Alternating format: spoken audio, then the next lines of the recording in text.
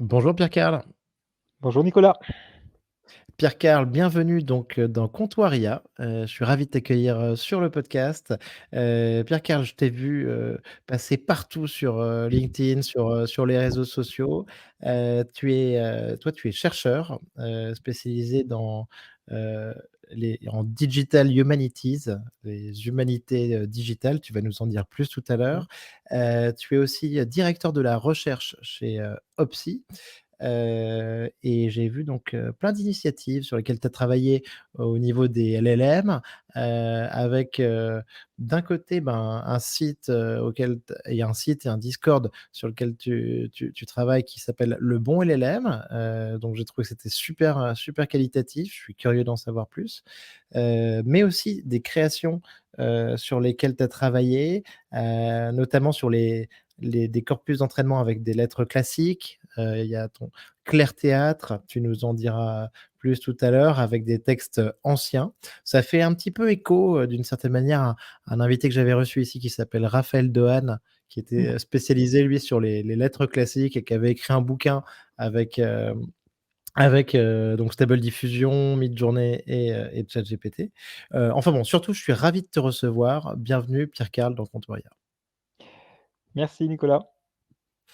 Alors, Pierre-Carl, est-ce que tu peux nous raconter un petit peu, toi, ton histoire avec l'IA? Ça fait combien de temps que tu travailles sur l'IA et sur l'IA générative?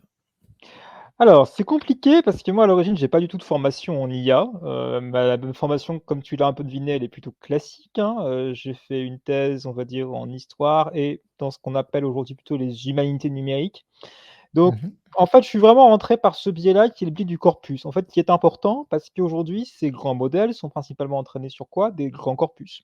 Et de plus en plus, ce qui est en train d'émerger, c'est que la vraie valeur dans les modèles, elle est, bon, sur les architectures, mais tout le monde commence à utiliser les mêmes en réalité aujourd'hui, et davantage sur les données, sur qu'est-ce qu'on met dedans, comment est-ce qu'on les Bien fournit. sûr.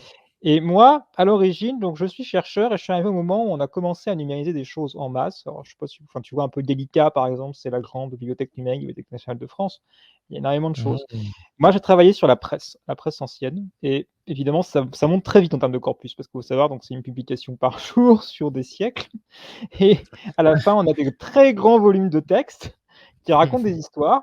Mais ces histoires-là, pour les trouver, ben, on n'a pas assez d'unity pour tout lire. Et c'est ce qui m'a amené donc à commencer à découvrir les techniques, alors à l'époque, ce qu'on appelait le text mining, donc les Ouais. méthodes pour analyser des corpus de texte, repérer, typiquement analyser l'évolution des genres journalistiques, parce qu'on peut faire des modèles qui prédisent si un texte appartient à un genre plutôt qu'à un autre, repérer des reprises de texte, parce qu'à l'époque, il n'y avait pas de droit d'auteur sur les textes de presse, donc tout le monde se recopiait mutuellement, et ça fait des grands réseaux. Et tu peux voir comme Mmh. ça la circulation de l'information entre l'Atlantique, parce que ça circulait déjà dans le monde entier. Tu peux voir tout ça. Donc, moi, c'est un peu par ce biais-là que je suis rentré. Et ensuite, ce qui est assez intéressant, c'est que j'ai découvert la révolution de l'IA un petit peu de l'intérieur au moment où elle se faisait. Parce que j'ai Bien sûr. commencé à m'intéresser au word embeddings, qui était un peu un des points de départ, en fait, de ce que vont devenir ensuite les grands modèles de langue, dès que c'est Ouais. sorti, en fait, en 2013-2014, parce que je me suis intéressé pour ma recherche, en fait. Donc Pour, ce qui veut dire la vectorisation alors, en fait, C'est sur le ça, tout word. à fait. En fait, c'est comment est-ce qu'on crée des cartes sémantiques, en fait. C'est vraiment ça. Et ça, c'est un Mmh. principe fondamental.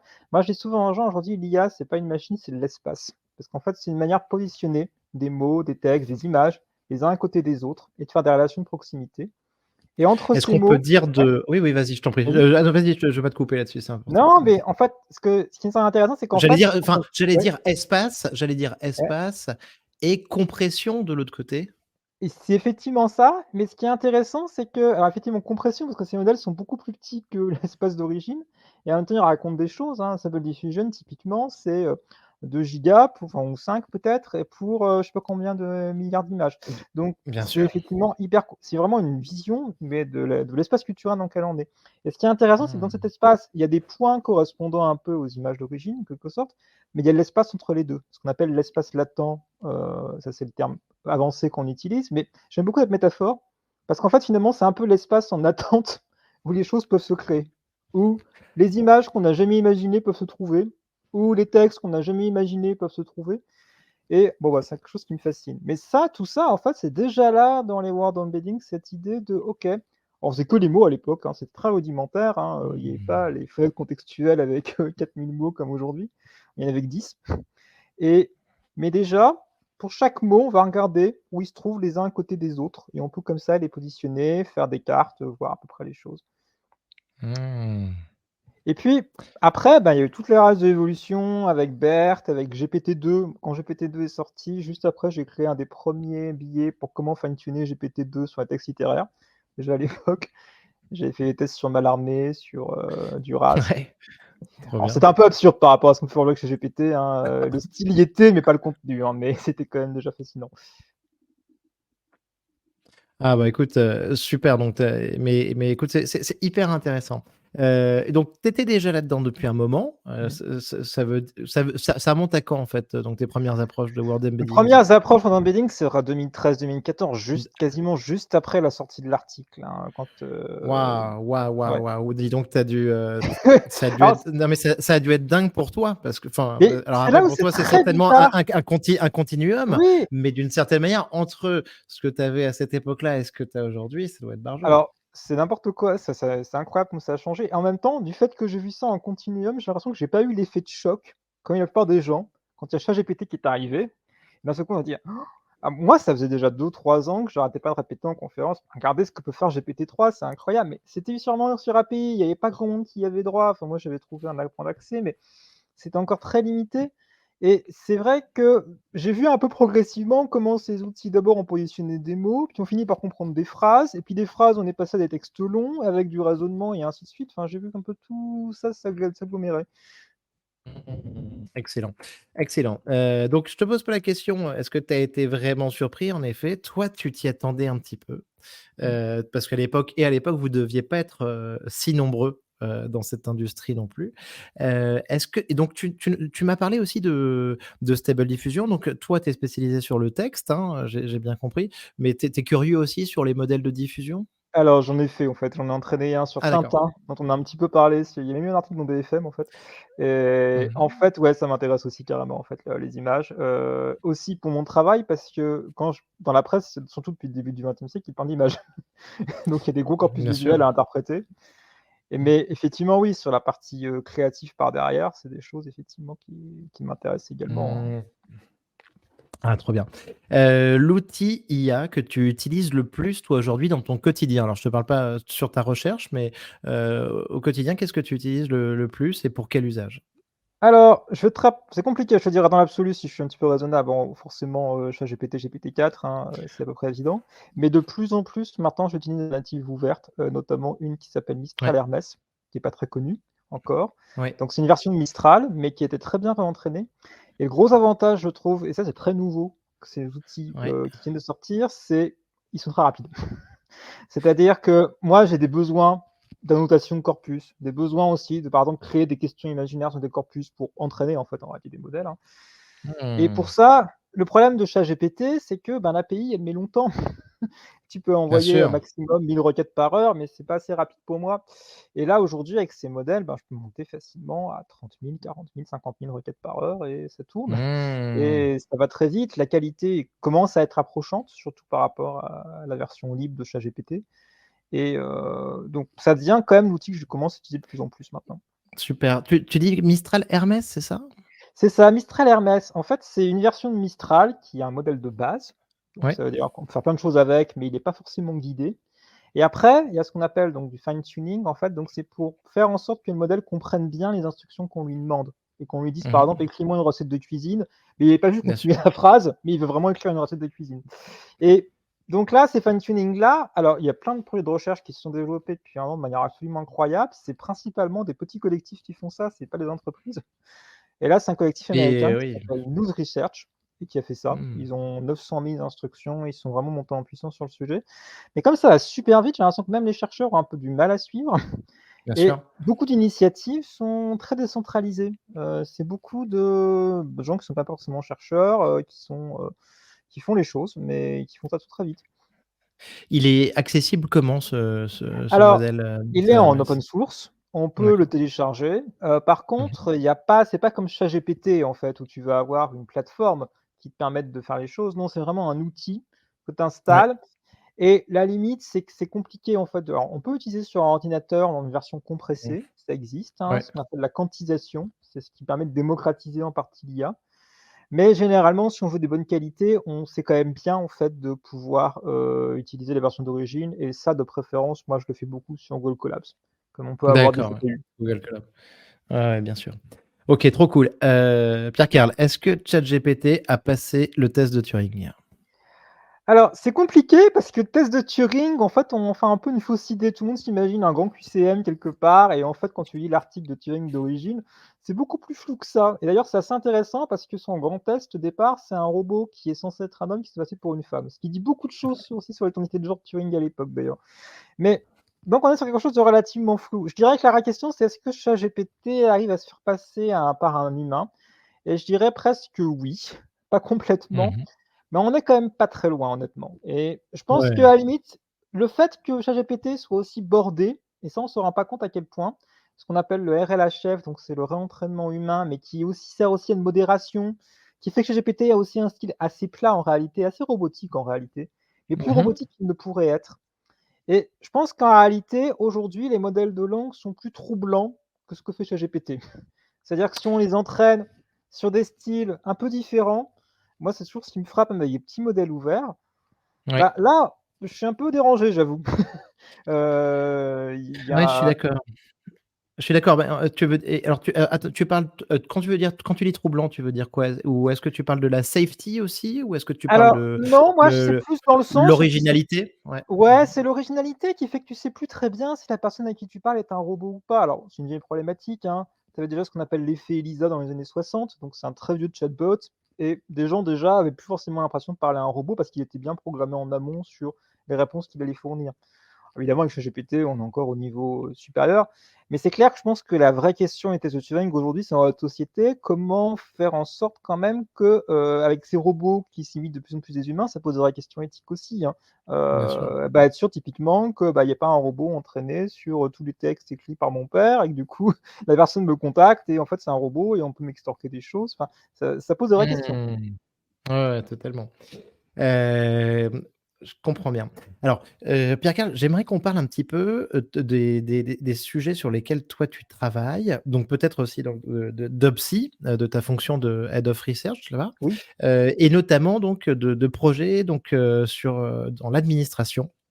J'ai vu notamment que vous avez travaillé sur un projet de ChatGPT du service public, donc je suis vraiment, super content de pouvoir parler avec toi de ces sujets-là, parce que j'ai l'impression que ça arrive à toute vitesse dans le service public. Avant, j'avais juste vu quelques initiatives, au Japon, je pense, qu'ils avaient pas trop le choix au niveau démographique et qu'ils s'empressaient un petit peu d'intégrer ces solutions. Maintenant, je vois que ça arrive en France et je suis très curieux d'en savoir un petit peu plus. Est-ce que tu peux nous dire ce que tu fais à ce sujet-là? Absolument. Alors moi, dans mon institut de recherche, on est plutôt spécialisé à la base sur l'analyse de l'opinion, notamment l'opinion en ligne, Oui. et cetera. Moi, je suis arrivé il y a 2 ans et évidemment, première chose que j'ai fait, c'est les équiper un peu en IA, donc avoir des modèles notamment pour analyser des textes et là, c'est un peu ma spécialité. Mais effectivement, lorsqu'il y a eu le grand tournant de l'IA générative, je me suis dit: «Bon, il faut qu'on se positionne, il faut qu'on fasse des choses avec ces modèles», notamment les modèles ouverts, en fait, surtout lorsqu'ils sont arrivés. Je me suis dit: «Bon, il y a vraiment des choses à inventer» et on avait cette opportunité de travailler sur, d'abord cette analyse de corpus pour un corpus qui Oui. s'appelle Service Public Plus. En fait, c'est des échanges entre l'administration et des usagers.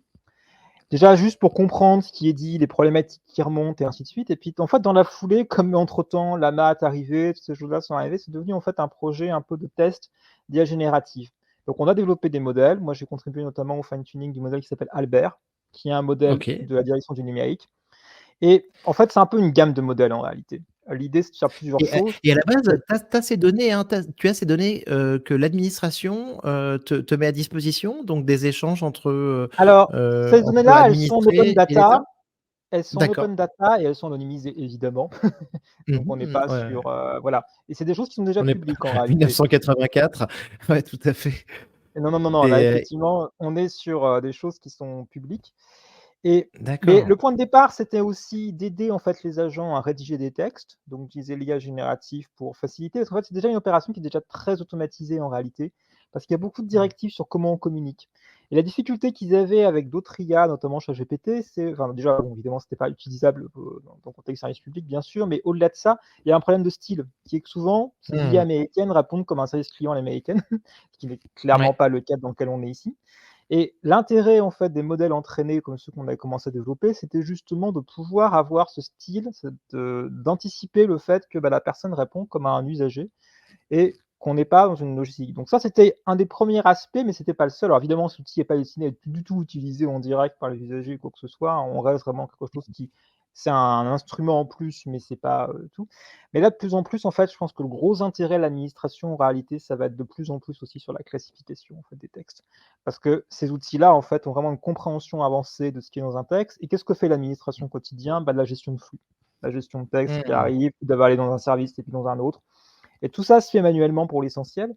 Et de plus en plus, je pense quand même que là, c'est là où il y a une vraie valeur ajoutée à l'IA, qui en même temps n'est pas non plus là comme quelque chose de menaçant, qui va remplacer des choses, mais qui est davantage là pour huiler un petit peu la machine et aider finalement à trouver aussi les bonnes informations. Ça, c'est aussi un enjeu essentiel, de pouvoir brancher des textes un peu compliqués et de demander en mode chat, hein, comme on fait chez GPT, mais avec davantage de fiabilité, parce qu'on s'appuie sur les textes existants. OK, j'aimerais comprendre quelle est la directive sur le logement machin truc et donc avoir ensuite des réponses et puis pouvoir réexpliquer.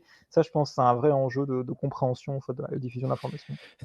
D'accord, donc parce que moi je pensais au premier cas qui était donc le chatbot de l'État, on va dire. Donc Ouais. tu là pour l'instant tu me dis que c'est pas là-dessus là que tu travailles, c'est plutôt sur de la classification, la création d'une grande base de knowledge quoi, grosso modo, sur lesquelles les fonctionnaires peuvent s'appuyer, pour, travailler, et donner des réponses quoi.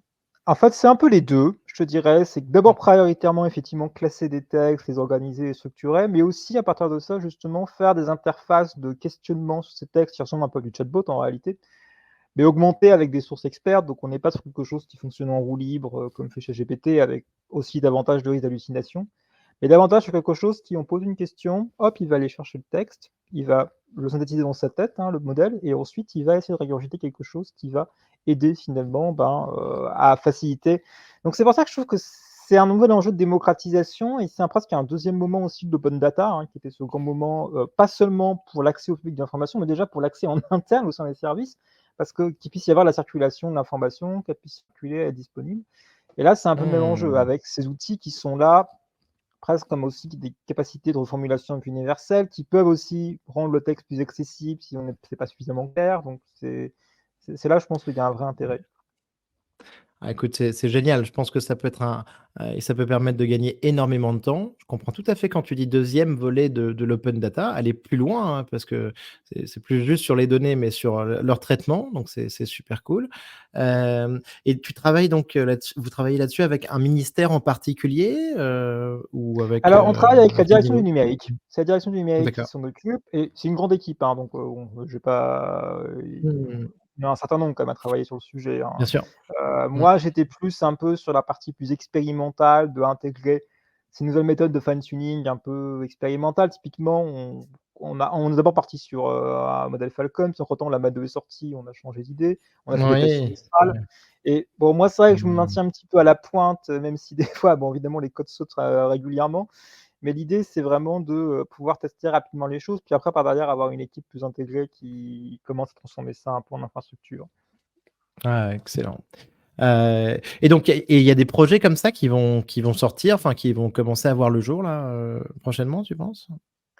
Alors, c'est compliqué parce que je pense que c'est tellement foisonnant en fait et bon évidemment il y a enfin, là c'est un peu un projet un peu transverse ce dont je te parle ici, mais il y a d'autres Ouais. ministères qui ont d'autres projets, hein, Mmh. donc je sais notamment aussi à Bercy, ils ont beaucoup de choses, y compris pas seulement sur du texte, hein, mais typiquement analyse d'images, analyse géographique, enfin il y a plein de volets sur l'IA, qui vont bien au-delà de ce dont je te parle. Mais Ouais. non, mais c'est sûr que je pense que l'arrivée de l'open source était quand même assez salvateur parce que sur 2 plans, d'une part, ça résout quand même les questions de sécurité qu'on se pose d'emblée lorsqu'on est dans le public. On peut pas juste envoyer les données se balader, aux États-Unis, je sais pas où, avec en plus des problèmes de confiance d'OpenAI et Bien sûr. d'autre part, je pense à un enjeu aussi de monter en compétences et d'internaliser un certain nombre de choses. C'est-à-dire d'être en mesure de construire vraiment ces modèles avec une logique de progressivité, de pouvoir les amarrer à des infrastructures, notamment ce qu'on appelle le RAG, donc ça c'est le Retrieval Augmented Generation. C'est-à-dire comment tu branches en fait tes modèles sur des bases de connaissances et Ouais. qu'il y ait cette maîtrise interne au sein de l'État, je pense que c'est un enjeu absolument essentiel aussi, à la fois en termes de souveraineté, mais surtout en termes de qualité de, ce qui va être sorti.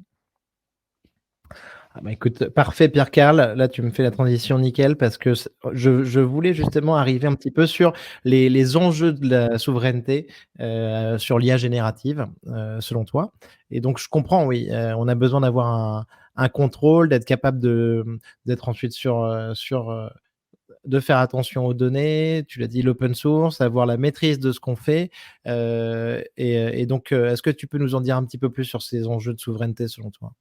Ben, effectivement, je suis entièrement d'accord avec ça. C'est-à-dire qu'il y a cet enjeu, en fait, de pouvoir avoir les modèles et là, je pense que c'est une souveraineté à différentes échelles, hein. Déjà une souveraineté un peu nationale, de pouvoir avoir, OK, des modèles notamment ouverts qu'on peut faire tourner, et qu'on peut garantir que, OK, on sait après comment ça fonctionne. Aussi local pour les entreprises, de pouvoir se dire: «OK, très bien, ces modèles, je sais comment ils sont faits» et je pense qu'il y a un enjeu au-delà de la sécurisation des données aussi, je dirais presque de souveraineté un peu culturelle. Parce que là, actuellement, ces modèles, ils sont principalement entraînés sur les corpus en anglais et on s'est Mmh. rendu compte, en fait, c'était aussi une des principales conclusions un peu des projets un peu expérimentaux qu'on a menés pour Albert, c'est à quel point, en fait, qu'il arrive à mémoriser des situations culturelles qui étaient pas dans les corpus de départ et notamment, bon, là, je t'ai Ouais. mentionné le cas particulier de service public, hein, qui est un environnement culturel en soi, hein. Mais ensuite, ça peut se décliner un peu partout et je trouve que c'est effectivement un peu cet enjeu aussi de mettre le nez. L'avantage de l'open source, je dirais, c'est qu'il y a pas forcément besoin que chaque pays réentraîne son GPT-3, GPT-4, ce qui coûtera des sommes monstrueuses et qui nécessite, enfin, qui ça va être des projets sur 3 ans et d'ici là, il y aura GPT-5 et GPT-6, on n'en finit pas. L'idée, c'est davantage de dire: «OK, je vais prendre déjà quasiment le meilleur de ce qui existe en plus petit modèle et par contre, je peux compenser aussi par le fait que, ben, on a cette connaissance du corpus, de l'environnement, des usages et qu'on peut adapter Mmh. ces modèles-là à cet enjeu-là et c'est là où souveraineté, c'est un peu dans tous les sens du terme, je pense. C'est aussi souveraineté sur, ben, les pratiques qu'on peut en tirer, pas être juste dicté par, ben, même en termes de morale aussi. Le RLHF, hein, dont je parlais là, le contrôle que met en place, Bien sûr. OpenAI sur ces textes, c'est vraiment une vision très, très californienne en réalité, et c'est pas forcément la vision qu'on aimerait avoir, de comment on veut contrôler ces textes. Oui, oui, oui et tu as raison et le RLHF va orienter très fortement les réponses, et ça je le comprends bien. Hem et oui et après ça fait penser aussi à ce que tu dis là un petit peu à l'approche constitution d'Anthropic là, tu vois? C'est donc se mettre d'accord en effet sur le message, la ligne, les grandes lignes directrices en fait que ces modèles vont véhiculer quoi. On est obligé de passer par là. C'est exactement ça et la question c'est qui va le faire? Et là, je dirais que le principal problème aujourd'hui, c'est que c'est ces grandes boîtes qui se sont un petit peu arrogées cette idée de: «On va vous dire ce qui va être bien pour l'IA» et c'est une bonne partie des débats éthiques qu'il y a aujourd'hui, avec l'idée: «Non mais on sait mieux que vous donc voilà». Mais pour moi, ça peut pas être la réponse. La réponse, elle peut être Mmh. soit, dans le contrôle direct par les acteurs eux-mêmes, de se dire: «OK, très bien, on se met d'accord ensemble sur les valeurs» et puis à un niveau de surplomb et là, je pense que c'est des choses qui vont venir progressivement, effectivement, avoir des régulations générales sur, OK, comment ces modèles doivent être appliqués, hein. C'est ce qu'essaie de faire la React, avec, Bien tout un tas sûr. de mesures qui vont être mises en place sur comment est-ce qu'on doit, mettre à disposition des modèles, quels sont les risques que ça implique et ainsi de suite. Mmh. Ouais, tout à fait. J'avais même vu que enfin, tu vois, même Sam Altman, tu vois, OpenAI, attention, hein, je pense qu'il y a une posture un petit peu politique, quand il dit ça, mais il disait à un moment que, tu vois, qu'il considérait que, les travaux qu'il menait avec OpenAI, tu vois, devraient être peut-être menés par un État à la base, quoi, tu vois? Enfin, que l'importance en tout cas aussi, tu vois, l'apport de ces modèles et de l'intelligence artificielle générative, au monde, tu vois? Bah, grosso modo, ça aurait pu être, plutôt des prérogatives étatiques. Ça, c'est pas faux. Après, moi, j'avoue que la difficulté que j'ai avec Sam Altman aussi, c'est notamment, il avait lorsque GPT-2 était sorti, il avait dit: «Le modèle est trop dangereux pour qu'on le diffuse». Alors aujourd'hui, Ouais. GPT-2, ça paraît comme une vaste rigolade, hein, quand on compare avec ce qu'on peut faire aujourd'hui Ah! et c'est vrai que je Ah trouve ouais, qu'ils OK. ont quand même cette logique depuis le début de presque alors, un peu à raison, parce que c'est clair qu'ils sont quand même sur des trucs assez incroyables, mais de quand même surdramatiser aussi l'impact que ça peut avoir et typiquement, la Mistral est sortie depuis 2 mois sans trop de restrictions en réalité. Pour l'instant, on n'a pas vu grand-chose. C'est bon, c'est compliqué, mais on commence à avoir un petit peu de recul et je pense pas que l'impact soit considérable. Aussi parce que le fine tuning, de toute façon, marche dans les 2 sens. C'est-à-dire qu'à la fois, ça peut retirer en réalité des restrictions qui sont mises par le modèle, hein. Il y a plein d'études qui l'ont montré.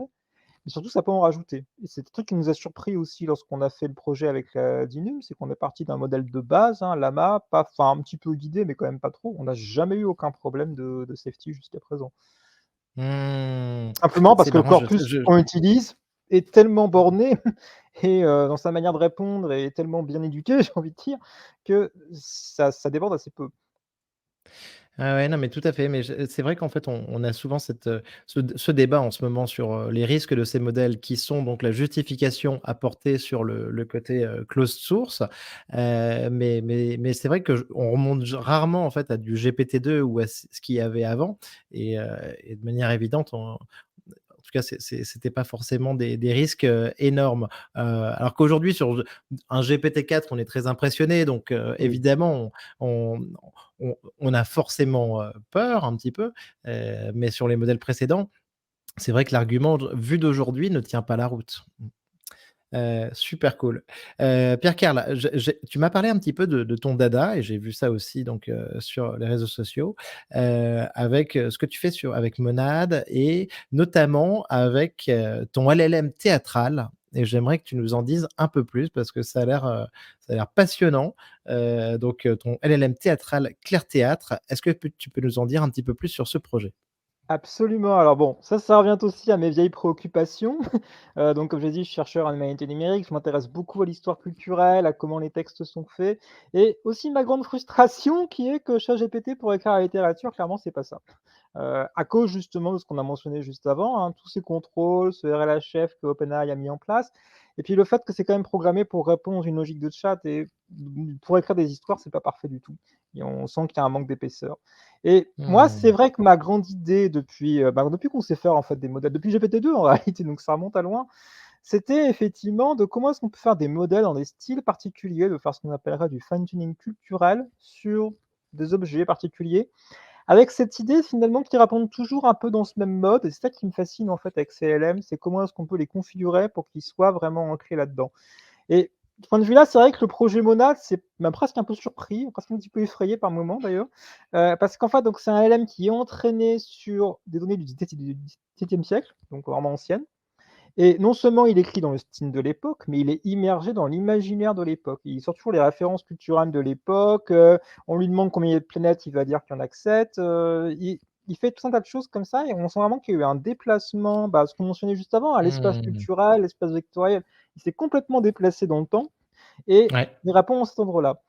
Clair Théâtre, c'est un petit peu la même idée en fait, donc c'est un robot qui a été entraîné sur des corpus de théâtre classique, donc plutôt anciens aussi parce qu'on voyait des corpus dans le domaine public, hein, ça aussi pour les questions aussi de droit. Et l'idée, c'est effectivement que, il a été Donc réen des pièces de boulevard, des tragédies raciniennes, exactement, du vaudeville, en gros, tous les, Molière, Racine, tous nos classiques. tous nos classiques depuis, XVIIe siècle jusqu'à début XXe siècle à peu près, donc toute la période, je pense qu'il y a probablement du Feydeau dedans d'ailleurs, parce qu'il fait bien la comédie de boulevard. Et effectivement, il a cette capacité à rédiger des textes de théâtre, mais effectivement en intégrant cette stylistique, cette composition, cette manière de cette scénographie en fait, classique à la française, qu'on ne retrouvera pas ailleurs.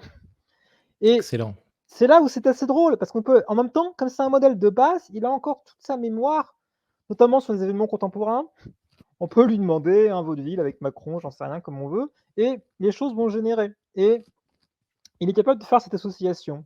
Et donc on est aussi vraiment dans cette exploration que je disais, juste avant, à l'espace latent, des choses qui n'existent pas mais qui auraient pu exister et c'est vraiment ça. C'est ce choc de la rencontre entre un robot qui sait écrire du théâtre et on lui demande ce qu'on veut. Extra et donc avec, les dialogues, de l'époque, j'imagine? Tout à fait, dans le Enfin, oui, style de donc le l'époque. style de Le l'époque. style de Heu l'époque, la manière de même dénommer, en fait, les personnages, enfin, Aida Scully et cetera. mmh.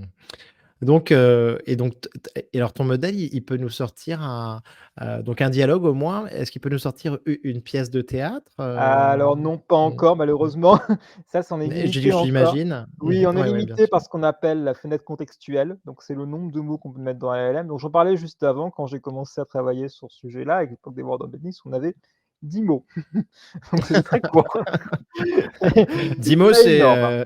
Ouais, l'échange est même pas une limité. phrase. Ouais, c'est ça. Bon, déjà, de toute façon, il y avait pas de génération, donc c'était vraiment plutôt en analyse, mais c'était quand même très limité. Et là, aujourd'hui, maintenant, on est pour la plupart des modèles, ils sont à 3000 mots à peu près, ce qui est déjà pas Mmh, mal, mais effectivement, ça fait pas une bien sûr. pièce. Et donc on est plutôt au niveau et même en termes d'analyse, on est plutôt en termes de, bah, analyser, maximum un chapitre, quelque chose comme ça. Mais c'est vrai que moi aujourd'hui, on commence à voir émerger, en fait, ce qu'on appelle des contextes très longs. Alors c'est très compliqué parce que ça consomme énormément de ressources, mais on a des Ouais, modèles maintenant qui commencent à émerger. Alors Claude était le premier sur ce terrain et ils ont lancé un modèle à peu près 80 000 mots, donc c'est 100 000 tokens. bien sûr. Aujourd'hui, on a des Ouais. modèles ouverts qui vont encore plus loin. J'en ai même vu un passer avec 200 000 tokens, donc ça fait 150 000 mots à peu près. Là, on commence à rentrer dans un Mmh. roman quand même. Et bah, c'est des choses qui sont intéressantes. Alors évidemment, pour l'analyse, typiquement, bah, si on veut analyser toute la narratologie d'un texte, on a besoin de l'avoir en entier. Ça, c'est un problème. Et puis inversement, si on veut rédiger un roman, effectivement, on a besoin d'avoir une clé d'entrée. Alors, au-delà de la question infracontextuelle, il y a aussi ce problème qu'on n'arrive pas encore aujourd'hui à résoudre, qui est de la consistance sur la durée. Et ça, aujourd'hui, les modèles sont assez bons pour le faire sur à l'échelle de 1, 2, 3 pages à peu près. Tout un roman, et là, c'est le même problème qu'on a même sur les premiers essais, même de films par IA ou des choses comme ça. Maintenir même l'apparence physique du personnage et sa biographie personnelle, ses attitudes, ses qualités, et cetera, c'est extrêmement compliqué. Et ça, je pense que Mmh. c'est des choses qui pourront être inventées qu'en impliquant des écrivains, des créateurs dans la manière et en intégrant aussi tout le travail narratologique de: «OK, comment est-ce qu'on compose une pièce?» Peut-être qu'il faut inventer des biographies imaginaires sur chaque personnage probablement Bien sûr. et la convoquer dès qu'on en a besoin et de manière à maintenir cette consistance-là. Mais pour l'instant, c'est encore très dur. Mmh. Fascinant. En tout cas, bravo pour ce projet. C'est franchement, c'est passionnant, super cool, Pierre Karl. Est-ce que tu peux m'en dire un petit peu plus aussi sur le bon LLM sur lequel tu travailles donc? Alors, le Bon LLM, c'est la première grande communauté pédagogique sur les LLM en français. Et l'idée de départ, bah, c'est ce qu'on a constaté lorsqu'on a un peu commencé à travailler, c'est que tout va très très vite et il y a encore très peu de ressources en français. Alors, j'ai mentionné le problème des corpus d'entraînement pour les modèles, mais c'est vrai aussi pour les textes explicatifs sur comment ça marche, comment est-ce qu'on peut les entraîner. Et notamment, maintenant qu'on a commencé à avoir eu ce tournant de l'open source, il y a de plus en plus la possibilité finalement de faire, ben, utiliser les modèles directement avec du code, de les entraîner, les fine-tuner, etc. Mais ces ressources-là ne sont pas disponibles vraiment en français. Et ça, c'est quand même une limitation parce qu'en réalité, le code lui-même n'est pas si compliqué. C'est des choses qu'on peut facilement faire si on a un tout petit peu d'affinité avec la data science, mais ce que quand même beaucoup de gens ont maintenant quand même depuis 10 ans, beaucoup de gens savent coder un petit peu, faire un peu de Python et ainsi de suite. Et Mmh. l'intérêt quand même pour CLM aussi, je pense qu'il est aussi côté corpus, c'est nouveau, ben là, c'est moi qui parle de mon point de vue, mais je pense que je suis pas le seul dans cette perspective-là. C'est tous ces gens-là que ça intéresse, l'histoire culturelle, ou au sein d'une entreprise précise de pouvoir adopter les LLM et ainsi de suite. Donc et en même temps, je pense qu'effectivement, le fait d'avoir que des ressources en anglais, bah, ça bloque un petit peu, ça et l'idée, Bien c'est sûr. donc de à la fois avoir des ressources, c'est le point de départ, mais surtout de faire naître une communauté et c'est là où ça a particulièrement bien fonctionné. Donc aujourd'hui, on a à peu près 300 personnes sur le Discord qui échangent entre elles maintenant. Donc au début, c'était un peu moi qui Super. animais, mais maintenant ça vit tout seul, hein. Les gens s'échangent des tips, des conseils et ainsi de suite. Et ensuite, ben, on a aussi des ateliers toutes les semaines en fait. Donc moi j'explique, alors c'est pas d'autres personnes, hein, d'abord c'est moi qui les ai lancés. Comment fonctionne, ben, pour entraîner un modèle conversationnel, mais c'est pas la même chose pour entraîner un modèle par instruction, même faire l'IA multimodal, hein, donc faut croiser des images avec du texte, des choses comme ça. On a des ateliers un peu toutes les semaines comme ça. Génial, génial.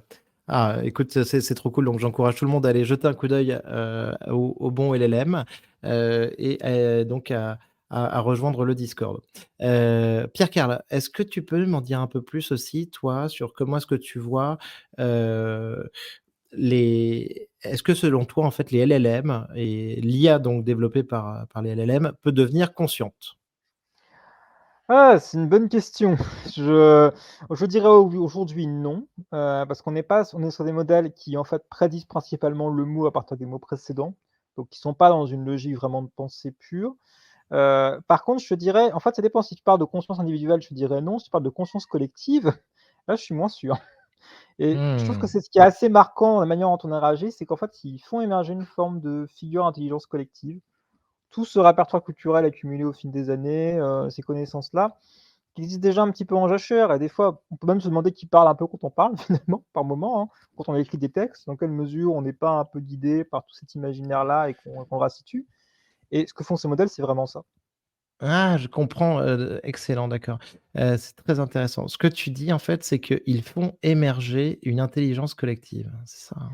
Bah, Mmh. oui, oui, ils en témoignent et je pense qu'il a toujours été un petit peu là. Alors moi, c'est aussi un peu mon dada parce que je m'intéresse à l'histoire de la presse depuis longtemps et la manière dont ces textes sont rédigés, souvent, bah, c'est quand même un peu avec des contraintes ou un certain nombre de règles, en fait, à respecter. On n'écrit pas des textes n'importe comment, on les fait pas comme on veut. Lorsqu'on écrit un roman feuilleton, typiquement, bah, il y a plein de normes sur, bah, il faut créer du suspense au bon endroit, il faut publier ça avec tel nombre de caractères et ainsi de suite. Bah, ces textes-là, en fait, ils sont quand même empreints de teintes imaginaires, de tropes, de représentations, de plein de choses qui vont aller charrier et qui vont remettre en circulation et il y a toujours une part d'individualité là-dedans, bien sûr, mais elle est pas seulement là et je trouve que ces modèles, en fait, ils sont une image un peu de ça, de Bien sûr. cette culture commune qui est là en nous. Des fois, elle parle plus qu'on ne parle, des fois, hein, lorsqu'on est un peu en mode Ah ouais, automatique et c'est ce que font ces modèles. je suis d'accord et en fait, ça donne une voix à cette intelligence Mmh. collective. Mmh. OK, super cool.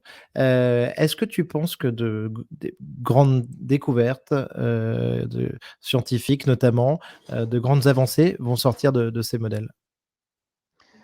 Oui, alors c'est compliqué parce que là, actuellement, on est en phase où on est plutôt en train d'essayer de voir comment on peut les appliquer à des cas concrets, mais je pense que le truc le plus utile, évidemment, de très loin, je pense que ça va être parce que j'ai déjà dit juste avant, hein, sur une deuxième révolution de l'open data, dans une deuxième révolution de l'open science. Donc il y a eu tout ce mouvement de publication en sciences ouvertes de plein de corpus auquel j'ai pas mal participé, hein, j'étais un peu un militant. Je suis administrateur sur Wikipédia, j'ai beaucoup milité pour l'ouverture aux données scientifiques, j'ai écrit des rapports, pour le ministère de la Recherche, pour la Commission européenne sur ces sujets-là. C'est des choses qui me tiennent à cœur. Mais je pense qu'aujourd'hui, le vrai enjeu de ces outils, et ça va être justement de comment est-ce qu'on peut, parce qu'un article scientifique, c'est pas toujours simple à comprendre, même pour les spécialistes, hein, des fois, surtout lorsqu'on est sur des domaines proches, ce n'est pas exactement pareil. Et je pense à nouveau qu'avec ces robots, mais alors après, il faut voir comment c'est fait, comment on arrive à éviter aussi qu'il y ait trop d'hallucinations, et cetera. Mais je pense qu'il y a un vrai potentiel de remédiation de cette connaissance-là. Et je pense que c'est comme ça qu'ils vont faire émerger déjà dans un premier temps des connaissances, simplement en simplifiant tout ce travail. Parce qu'en plus, il y a tellement d'articles scientifiques qui sortent tous les jours, hein. C'est presque effrayant sur l'IA, sur Archive, on n'en finit pas. Mais potentiellement avoir des outils qui seraient capables de nous dire: «OK, regarde, voici les informations importantes de la semaine et ce modèle, il est fait comme ça et allez, je comprends pas bien pourquoi tu utilises ce concept-là plutôt qu'un autre» et je pense que c'est des choses qui vont finir par émerger. Oui, bien sûr, la première utilisation en tout cas, c'est, Archive, donc ChatGPT sur Archive en fait, hein, ça c'est Bah, il y a voilà, plein de typiquement. chercheurs qui me Ça, parlent de c'est ça. voilà, déjà, 5 points de croissance d'applications scientifiques garantis en une année, ça, je pense. Exact. Alors, est-ce que tu as une timeline à nous partager pour l'AGI et la super intelligence? Je vais répondre un petit peu par une pirouette en vous disant dans 50 ans, parce que c'est la grande blague que tout le monde dit dans 50 ans depuis les années 50 et c'est un petit peu vrai et c'est pas faux et bon, je pense qu'on peut-être qu'on ça viendra plus tôt, mais ce qui est assez marquant, en fait, aujourd'hui, je dirais quand même, c'est la capacité de ces textes à raisonner. Ça me fascine en réalité. C'est-à-dire qu'on peut lui demander typiquement de caractériser un document. Par exemple, un truc compliqué que je lui demande pour analyser les textes littéraires, c'est d'estimer le temps qui s'est passé dans la fiction. C'est-à-dire, est-ce qu'entre le début et la fin d'une page, du point de vue de la fiction, il s'est passé quelques minutes, quelques heures. Ça, je le fais sur Proust, par exemple. Génial, génial. C'est c'est l'exemple parfait parce que c'est le jeu de la mémoire, il y a des phénomènes d'accélération et puis ça décélère et ainsi de suite. Donc Ça me fait penser à pas mal d'analyses que j'ai vues sur des films de Nolan, donc c'est un peu vicieux là, mais tu sais sur ah oui, du Inception ou du un bel Tenet, exemple. où Oui, on est tous perdus, mais là-dessus, tu as des gens c'est exactement qui ça. essayent. La De temporalité recomposer les elle est très schémas, oui, alors, compliquée, il y a la machine voyage dans le mais temps en c'est plus mais je vois très par-dessus. bien. Je vois Voilà et donc là, pour ça, pour réussir à analyser ça, ça suffit pas de lui demander juste: «Trouve-moi le temps» parce qu'en fait, il y a un vrai travail de réflexion et des fois l'information elle est pas mentionnée. Il faut qu'il apprenne à déduire par le fait que, OK, il y a 2 personnages qui discutent, bah, le temps de parler, c'est quelques minutes. Au contraire, ils ont eu le temps d'aller choper le train, d'aller en Normandie et de revenir, donc au moins il s'est passé au moins une journée probablement et le modèle, il est capable de déduire en fait tout ça, de comprendre à peu près, il m'écrit ses déductions et à la fin, il me sort ce qu'il me sort. Ça, j'avoue que c'est quand même assez trop enfin, c'est quand même assez fort quand même, j'avoue. Là, j'en parle à plusieurs chercheurs en humanité, qui sont aussi un peu étonnés quand même à quel point ça fonctionne bien, ce qu'on appelle le chain of reasoning, hein, et ça, c'est vrai que c'est quand même quelque chose qui est nouveau, qu'on arrive à débloquer, mais je pense que ce travail d'aller vers la GI, aller vers la conscience, ça va jamais être du jour au lendemain, l'afro-ordinateur qui sort du bureau et qui conquiert le monde, ça ne peut pas être comme ça. Ça va être très graduel. Alors peut-être qu'à la fin, on va finir par arriver à ça néanmoins, mais je pense que ça va être très progressif et Compte, ouais, là, c'est vrai qu'on a franchi peut-être une nouvelle étape quand même avec ce cette capacité à rai cette machine à raisonner en fait, qui n'existait pas avant et c'est clair que c'est quelque chose, quand même d'assez marquant. Mais après bon, il y a encore plein de choses à résoudre pour arriver au point de la conscience, on n'est pas encore. génial. Génial, génial. Peut-être qu'on s'en rendra pas compte, mais en tout cas Non, là, ton exemple, est très, très bon.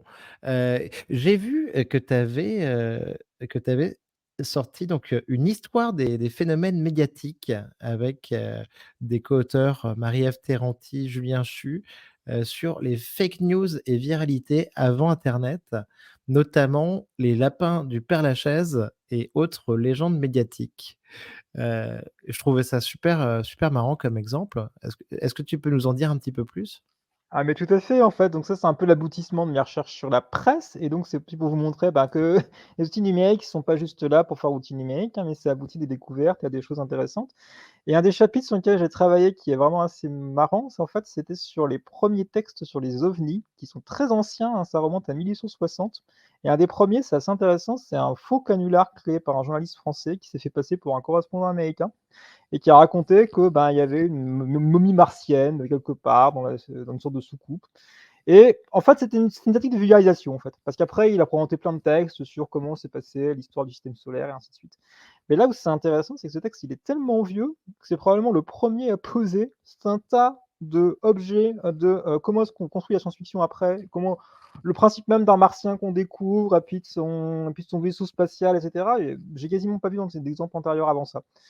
Et c'est assez intéressant parce que finalement tout le monde se plaint un peu des fake news aujourd'hui, hein, à raison, mais je trouve qu'il y a un peu une histoire aussi à écrire de la contribution de la fake news à la fiction et à l'imaginaire. Excellent, Et c'était un peu l'objet excellent. aussi de ce livre, c'est de montrer sortir aussi un petit peu des discours des fois un peu trop dramatiques qu'il y a sur le sujet, hein, et montrer à quel point, ben, ces choses-là, ça contribue à votre culture en réalité. Génial. Pierre Karl, la dernière question, ton livre ou film de science-fiction préféré? Alors, c'est difficile, c'est tellement vaste. Alors, il y en a un qui est pas forcément mon livre préféré, mais auquel je suis un petit peu attaché sentimentalement, c'est ça s'appelle Le Roman de l'avenir, ça date de 1834 et c'est un des le probablement le premier roman futuriste en français, donc qui s'est écrit, donc c'est du point de vue début du XIXe siècle, hein, mais ça se passe dans les années 2000. Alors évidemment, il y a des villes volantes, il y a, tout un imaginaire aussi de, la société alternative, l'égalité des femmes et ainsi de suite. Et là où c'est intéressant, c'est que c'était largement oublié et je l'ai transcrit sur Wikisource. Donc maintenant, il est disponible, y compris en libre accès. Donc ça faisait partie un peu de mon travail aussi de médiation et de transformation culturelle. Sinon, parmi les textes science-fiction que j'aime beaucoup, ben, j'aime beaucoup notamment, alors c'est la science-fiction peut-être un peu différente, mais j'aime beaucoup The City and the City, qui est un ouvrage de Chinna Miéville, qui est un auteur, contemporain et qui imagine en fait une ville où, les habitants en fait sont séparés, mentalement depuis, 100 ans et ils arrivent pas à se côtoyer mutuellement et en même temps, il y a une enquête policière qui se rajoute par-dessus et bon, enfin, c'est un petit peu fantastique par certains côtés, hein, c'est pas purement science-fictionnel, mais c'est un des textes qui m'a le plus marqué ces dernières années. Trop cool. Pierre Karl, merci pour toutes ces infos. C'était génial de faire ce podcast avec toi. Merci pour, toute ton approche, open source, aussi un petit peu, humanité là sur les textes anciens là dont tu nous parlais. Et c'est super cool. J'étais vraiment ravi d'échanger avec toi, c'était passionnant. Et tu nous as menés dans un espace latent fascinant pendant ces 3 quarts d'heure. Merci à toi Nicolas, Merci Pierre Karl, à bientôt. à très bientôt.